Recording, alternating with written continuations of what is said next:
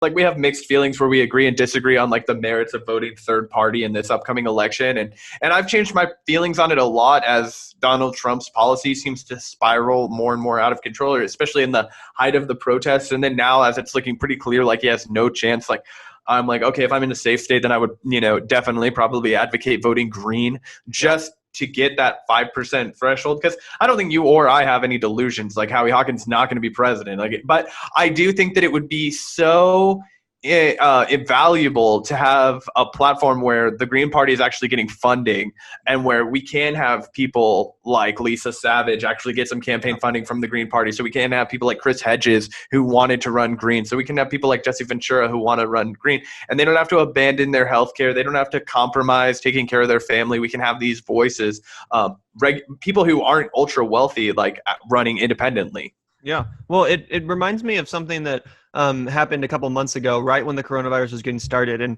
I didn't think necessarily much of it, but it's coming really to fruition now, in my opinion, which is when Howie Hawkins, when it looked like Howie was going to get the nomination, they basically offered the nomination to Bernie Sanders and said, like, hey, look, with this coronavirus, we know that Trump's not going to handle it well. It's going to turn out being Trump's not going to be reelectable. He's not going to be viable to be reelected. He's simply not going to happen because this is going to destroy him.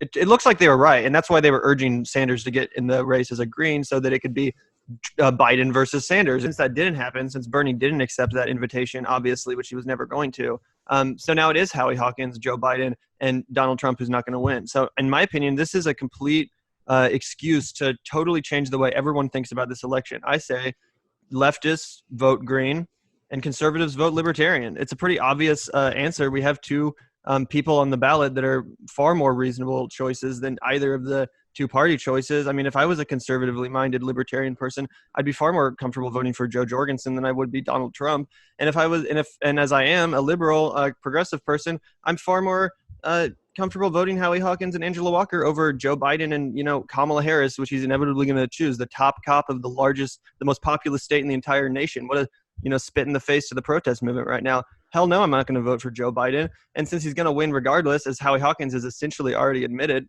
to the, ire of a lot of Green Party members, might as well fucking vote for him, might as well make a statement. If Joe Biden's going to win by 15 percentage point, which it looks like he is, and we don't have Bernie to vote for, then why the hell would I vote for someone who I don't agree with, who's not going to pass the priorities I support, and who is part of a party that's an unsalvageable vessel for corporate interests?